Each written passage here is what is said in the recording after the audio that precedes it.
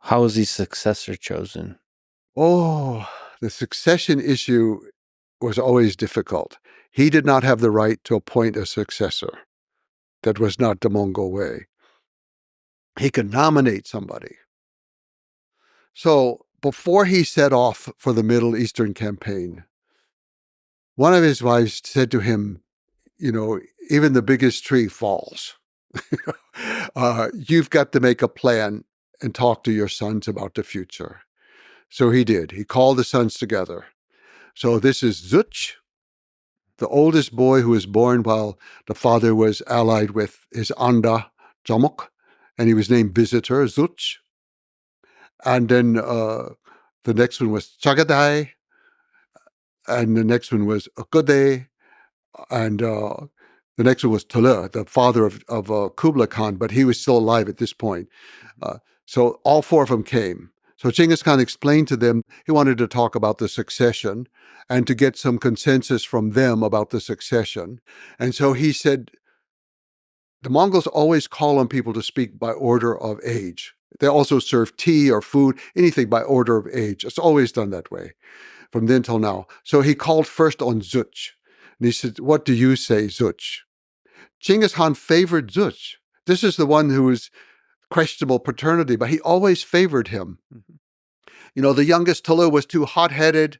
Ogude was a heavy drinker. Chagade was very rigid about the law of the Mongols and all, but he seemed to favor Zuch as a more reasonable, good warrior, but reasonable person. But he called on Zuch, my son, speak.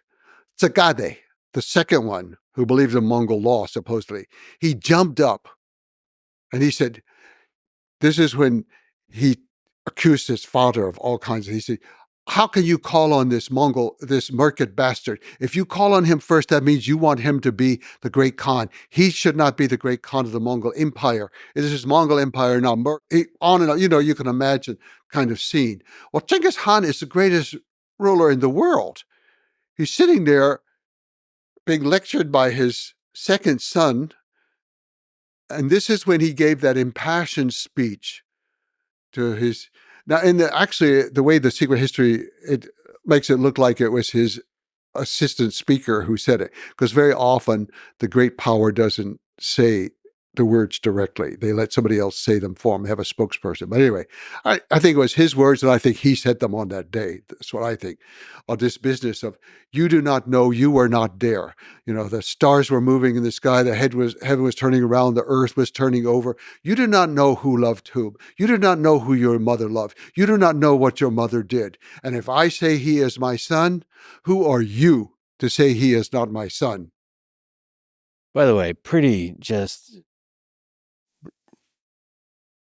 really high integrity, really respectable to do that. To have that respect and honor his wife in this way. Yes. And his son in this way. It's really powerful. I believe that, I don't know if she was alive at this point or not. We do not have the death recorded.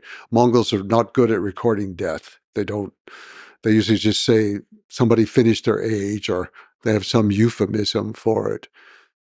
But he made that impassioned speech, and Sagade had to submit. And he said, yes, you are our father, and we accept what you say. But a deer shot with words cannot be loaded on a horse.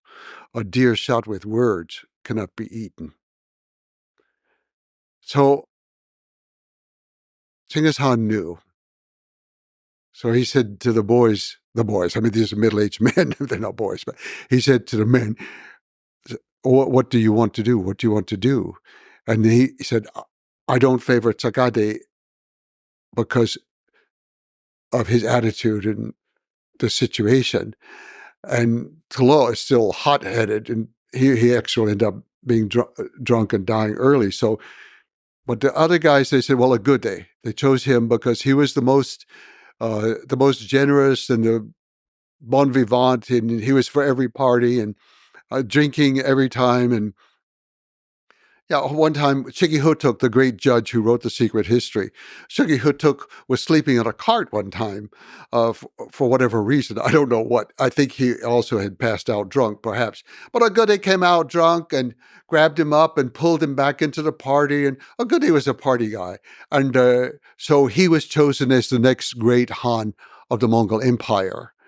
But fortunately, there was sort of a plan B, and that Genghis Khan had set up very powerful women, his daughters, but also he had chosen wives for each of his sons, very, very capable wives. And for Agade, he had a wife who wasn't even his first wife. The first wife would usually be somebody closer by a certain clan or something, but he had a very intelligent woman named Dorjin. And then she was more or less ruling in his last few years. And then after he died, she ruled the empire in her own name. She was the ruler of the greatest empire in the world ever ruled by a woman. It's incredible. The genius of Genghis to set it up that way. Yes.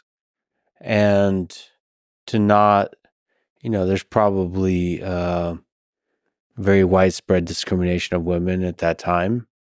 And to have not care about any of that and just making the right decision. Yes. For like what it will keep the empire together. And Dorjin was, actually there was peace. She stopped all campaigns. There was peace during her time. And the women, such as Dorjin and others, were extremely into economics and trade and running these. They had these private corporations called Ortok. She was running her Ortok and everything. So she became much more interested in the economics of the trade and running the empire. And it was a time of peace. And she recognized that peace was better for trade. It was better. And so it was a peaceful time. But like all of us, we have our weak points, and she favored a worthless son to become the successor. And none of the sons actually were great, but Agade had favored another. But anyway, she favored Guyuk, her son. And so she arranged to have him made the great emperor while she was still alive. And she had her primary minister was also a woman named Fatima from the Middle East. And unfortunately, Guyuk organized a purge of her court and killed off a lot of these people who had been supporting her. And a lot of them were Muslims. And he killed off a lot. And then he was going to march against the Golden Horde because they weren't supporting him. So he set off and he died. He was only in office for 18 months. And he was gone. And then his wife took over, Oghal-Kamish. Unfortunately, she was not capable as her mother-in-law, Dorjin. Oghal-Kamish was a bit greedy, and she didn't start any new wars, but she just kind of messed up things, and she didn't rule for too long. And this is why Kublai Khan's mother, Sorokhtani, was able to have a revolution. She united with the Golden Horde. She was on one end on China. She had northern China. The Golden Horde had Russia. The two of them united against the center, and they overthrew Oghal-Kamish, and she put her son Mong Khan in, who was succeeded by Kublai Khan. And we should say probably that, this whole succession by kin probably goes against the initial spirit of what Genghis Khan stood for. Yes. Yes. In the end, he was a father. And he favored his sons, even knowing they were not so capable, and he had lost a grandson that he loved. But he organized it, though, as what we'd call today almost a corporation.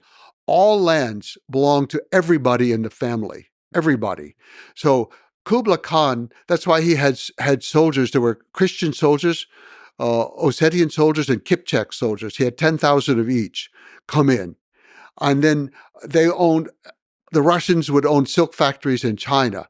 The Ilkhanate would own silk factories and jade mines in China.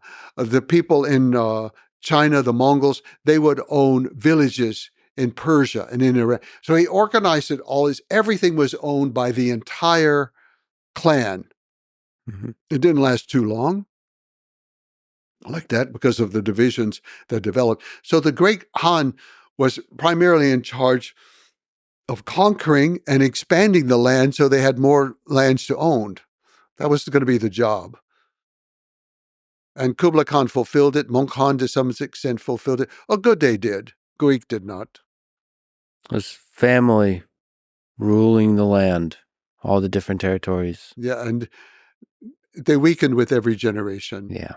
Every generation.